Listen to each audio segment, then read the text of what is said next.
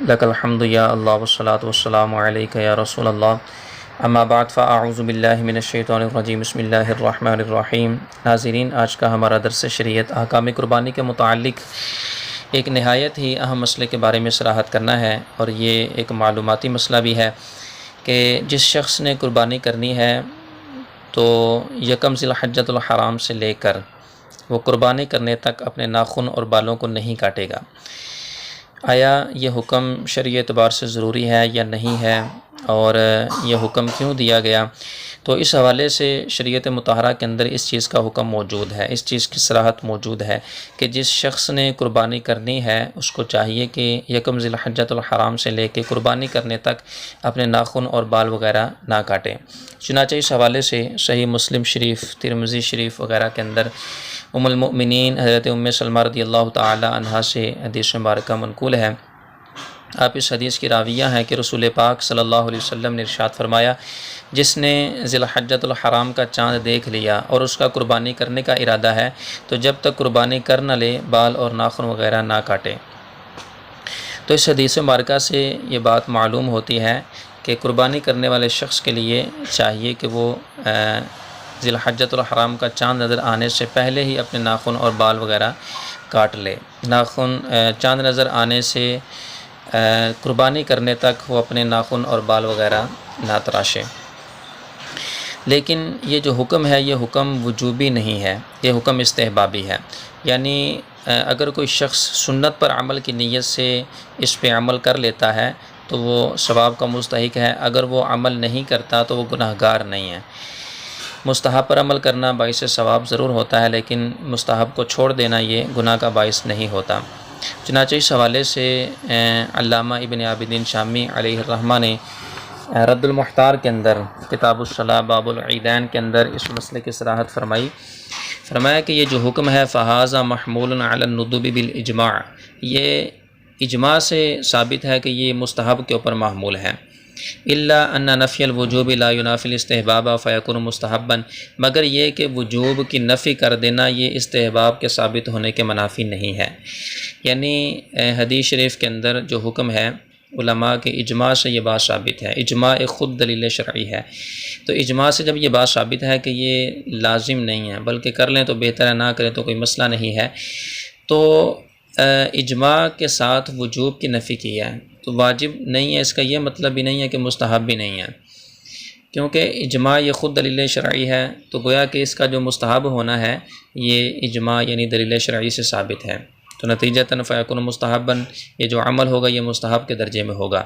یعنی جس شخص نے قربانی کرنی ہے اس کے لیے مستحب ہے، باعث فضیلت ہے کہ وہ ناخن اور بال وغیرہ چاند نظر آنے سے قربانی کرنے تک نہ کاٹے۔ اور دوسری بات اس کے اندر یہ ہے کہ یہ حکم اس شخص کے لیے ہے کہ جس شخص نے عید الاضحیٰ کا چاند نظر آنے سے کچھ دن پہلے ہی اپنے ناخن اور بال وغیرہ موئے زیر ناف یا موئے زیر بغل صاف کر لیے ہیں۔ اب ظاہر سی بات ہے اگر وہ یکم ذی الحجۃ الحرام کو بال نہیں کاٹتا تو قربانی کرنے تک اس کے 40 ایام نہیں بنیں گے، کیونکہ 40 سے اوپر دن اگر ہو جائیں تو پھر شرعی اعتبار سے بندہ گناہ گار ہوتا ہے اگر ناخن اور بال وغیرہ کی صفائی نہ کرے تو یہ مستحب کا جو حکم ہے یہ اس شخص کے لیے ہے کہ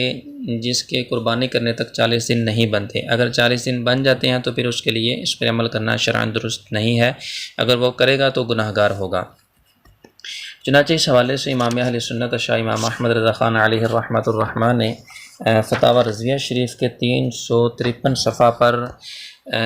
اس طرح کے ایک سوال کے جواب میں ارشاد فرمایا کہ یہ جو حکم فرمایا گیا حدیث شریف کے اندر یہ حکم استحبابی ہے، کرے تو بہتر، نہ کرے تو کوئی مذائقہ نہیں، نہ اس کو حکم عدولی کہہ سکتے ہیں، نہ قربانی میں نقص آنے کی کوئی وجہ،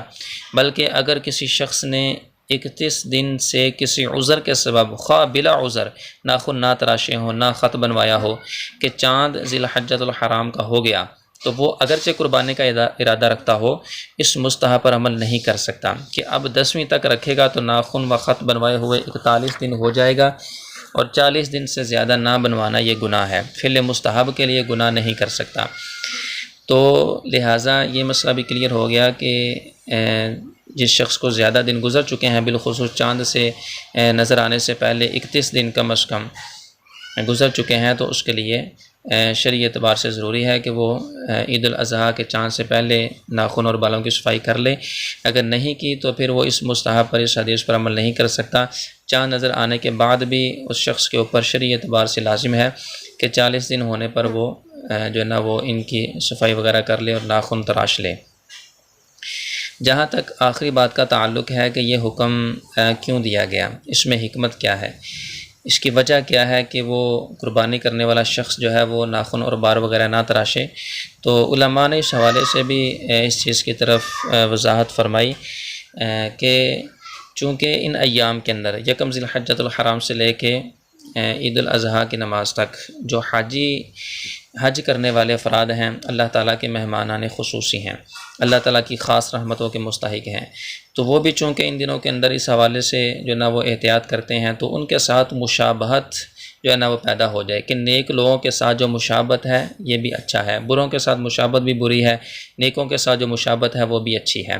تو نیک لوگوں کے ساتھ مشابہت یہ بندے کے لیے باعث برکت ہوتی ہے،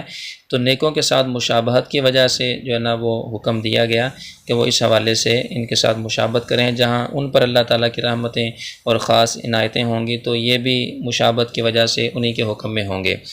کہ حدیث شریف کا مفہوم ہے من تشبہ بقوم فہو منہ، جو کسی قوم کے ساتھ مشابہت رکھتا ہے وہ انہی میں سے ہوتا ہے۔ تو نیکوں کے ساتھ مشابہت رکھیں گے تو انشاءاللہ اس کا جو اثر ہے اور فائدہ ہے، نتیجہ ہے، وہ بھی اچھا ہی ظاہر ہوگا۔ اللہ تعالی ہم سب کو جو کچھ سنا یاد رکھنے، عمل کرنے کی توفیق عطا فرمائے، دوسرے مسلمان بھائیوں تک اس پیغام کو عام کرنے کی توفیق دے، آمین بجاہ النبی الامین صلی اللہ علیہ وسلم۔